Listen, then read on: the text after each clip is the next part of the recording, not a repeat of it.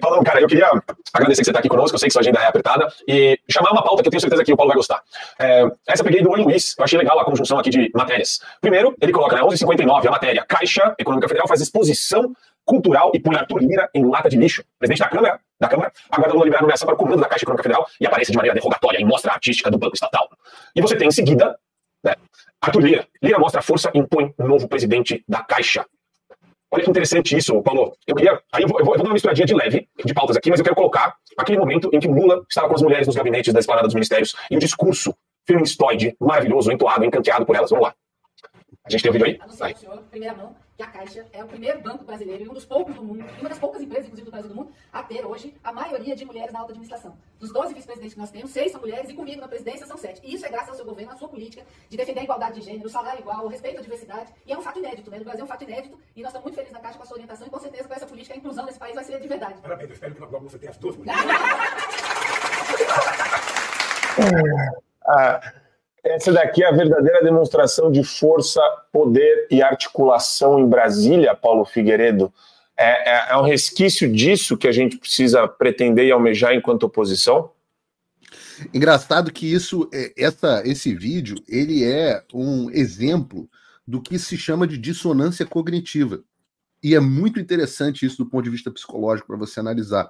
Porque é quando o que você fala e o que você vê são flagrantemente diferentes e você não consegue perceber essa diferença entre o que você está falando e o que você está fazendo ali na hora, o que você está percebendo. Então, repara, eles falam assim, olha, presidente Lula, o fato de que nós temos mais mulheres do que homens é uma prova da sua política de igualdade de gênero. Aí o Lula vai... Igualdade. A gente tem mais mulheres do que homens, então isso é uma prova da sua política de igualdade. Aí o Lula vai e fala, eu quero que seja todo mundo mulher.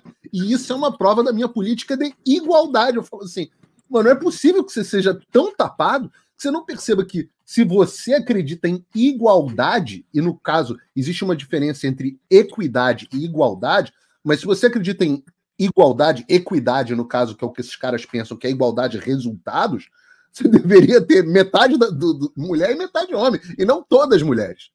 Né? Mas é o exemplo ali da dissonância acontecendo ao vivo. Essas pessoas realmente acham que está bonito o que elas estão fazendo. Então, esse é o primeiro ponto dessa história. Aí, quando a gente entra na questão do Arthur Lira, da Caixa Econômica, etc., eu acho bacana porque dá para a gente desembrulhar algumas coisas. Primeiro, os dois mundos, né? Quem faz essa exposição da Caixa, quem aprova esse troço, não são os diretores da Caixa Econômica. São as pessoas que estão ali nos níveis mais inferiores. E você tem anos e anos e anos de aparelhamento dessa empresa estatal pública, que eu claramente defendo a privatização, porque eu sou radical como privatista. Muita gente diz, a Caixa e o Banco do Brasil não pode mexer. Eu falo, não pode mexer, é o escambau. Manda todos esses militantes para a rua e bota um sistema bancário para funcionar com agentes livres e privados. Espera aí, desculpe interromper esse vídeo, mas é que eu continuo censurado pelo STF. Além deles cancelarem o meu passaporte, congelarem todas as minhas contas bancárias e bloquearem as minhas redes, agora eles também querem proibir os meus vídeos no Brasil. Você pode continuar me acompanhando seguindo o meu segundo canal, que é o canal de cortes. Mas melhor ainda é se inscrever no meu canal do Rumble, que é o concorrente do YouTube, que não cumpre essa censura. E se quiser ter acesso a todas as minhas postagens para sempre, deve se inscrever no meu Locals, que funciona de uma forma parecida com o Facebook ou o Twitter. Todos os links estão aqui na descrição. Entra lá, senão você vai ficar desinformado e aí eles vão vencer. Mas é claro que você pode ter algumas salvaguardas de operação para não prejudicar as comunidades menores, mas não tem nenhum motivo para ficar empregando esses militantes que estão lá embaixo, que estão ali dentro, e que estavam ali dentro mesmo durante o governo Bolsonaro. Ora, vocês nunca viram as exposições que o Centro Cultural Banco do Brasil fazia no Rio de Janeiro? É tudo de esquerda, é tudo militante. A Caixa Econômica, para baixo, ela é toda militante de esquerda, porque são anos e anos e anos de aparelhamento de um pensamento sindicalista, de um pensamento... O Sindicato dos Bancários é um dos mais fortes do Brasil, né? Inclusive com o seu ex-dirigente envolvido em tantos escândalos de corrupção que a gente não dá nem tempo de falar aqui. Então, não importa quem estiver na diretoria, que embaixo você vai ter esses militantes. E o que esses caras... qual é a relação deles com Arthur Lira, com o Rodrigo Pacheco, com esses caras todos meio desse centrão não ideológico? A relação deles é de ódio. A relação deles é de desprezo. Então, o Arthur Lira convive... o outro lado da moeda é que a relação do centrão, tanto com a esquerda quanto com a direita, é de absoluta indiferença. Eles olham esses caras... Por isso que o cara consegue ser aliado do Bolsonaro aqui no primeiro momento, o Arthur Lira, foi eleito com apoio do Bolsonaro, depois consegue ser aliado do Lula. Para eles, a discussão é de enorme indiferença. Por quê? Porque, no final das contas, para esses caras, só interessa uma coisa: grana. Grana, aliás, são duas coisas: grana e poder. Mas, geralmente, para eles, para esses caras do tipo Arthur Lira, o poder é um meio para a grana.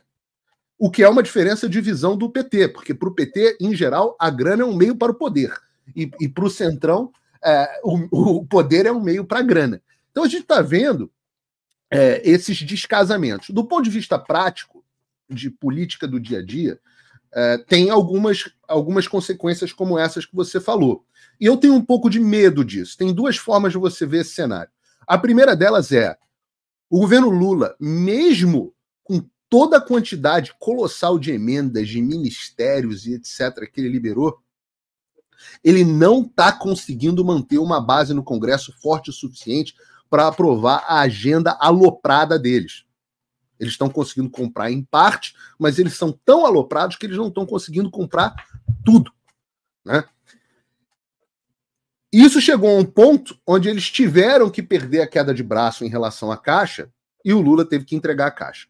Essa é uma maneira de ver a história. A outra maneira de ver a história, e essa é a maneira que eu considero mais preocupante, é o fato de que, bom, será que agora o Lula conseguiu comprar o que faltava do Congresso? Será que isso era o que faltava, ou pelo menos um componente importante, neste processo que o PT vem fazendo, que eu avisei que aconteceria, de compra do Congresso Nacional desde o final do ano passado? Eles começaram isso quando o Lula estava na transição ainda. Será que agora, depois dessa compra, o Centrão ficou satisfeito e vai aprovar as medidas alopradas que o PT tem tentado promover dentro do Congresso? Essa é que é a questão que a gente vai começar a observar, e vai começar a observar muito a dinâmica de votação no Congresso nos próximos dias. Eu gostei muito da notícia envolvendo a Defensoria Pública. Eu não estava aqui com vocês, não sei se vocês comentaram, mas essa foi pelo menos uma excelente notícia. Desculpa, a Defensoria Pública, qual que é a notícia? A notícia foi vou até abrir, então, para eu não falar, eu gosto muito de ser preciso com as minhas palavras. Então, se vocês me permitirem, eu abro aqui, ó. Vou até usar o esquerdista do Igor Gadelha, do Metrópole, porque foi a notícia que os deputados tinham mandado aqui no grupo. Oposição usa DPU para alertar Lula sobre risco de indicar Dino ao STF. Após o governo ter sido derrotado na indicação para a DPU, oposição no Senado promete repetir a dose caso o Lula indique Flávio Dino. Então, essa é uma pauta que eu não sei se a gente abordou aqui, mas é muito interessante. É interessante. Levou bloqueio no Congresso, no Senado, sim. Exato. Então, o Lula indicou um defensor público, um DPU, né, um defensor público da União. Ele tem que ser sabatinado pelo Senado. E perdão por me alongar aqui, Marco, mas só porque a gente acabou entrando nessa pauta. Mas o governo indicou um DPU e ele, numa votação secreta no Senado, ele perdeu, acho que de 38 a 35, uma coisa assim, foi bem apertado, mas ele acabou tendo a votação rejeitada pelo Senado. E é a primeira vez que, pelo menos pelo que eu me lembro, aqui não fiz uma pesquisa histórica, que o Senado rejeita uma indicação do Lula. E eu estava aqui discutindo justamente aqui num grupo que eu tenho com alguns deputados e senadores, estava justamente nessa discussão aqui antes de entrar no ar, dizendo o seguinte: isso foi a coisa mais maravilhosa que vocês fizeram. Porque a impressão que estava dando depois da aceitação tão fácil do nome do Zanin para o STF, é de que se tinha passado boi, ia passar boiada. Se vocês não tivessem imposto um limite, a próxima indicada para o STF ia ser a Janja. Porque se vale o advogado Lula, vale Flávio Dino, vale Pessias, porra, vale a Janja, vale a mina do café, vale qualquer um, porque o que o Lula passasse ia ser indicado. E o que o Lula indicasse passava. Então, eu acho que nesse momento, essa rejeição mostra um Senado mais forte. E a gente tem visto, e a gente tem falado aqui, inclusive comigo, mas semigo também, a gente tem falado bastante sobre esse clima no Senado que não parece ser tão bom. Sim. Então, parece que na Câmara o Arthur Lira já entregou, já se vendeu, é uma discussão, mas no Senado parece que o Pacheco não anda muito feliz e que a oposição começa a mostrar sinais de opa, aguenta lá, né? Uma coisa é um japonês, a outra coisa é um caucasiano. Agora, quando chega o negão do WhatsApp, vamos devagar. Então, eu acho uma boa maneira de mostrar que há limite.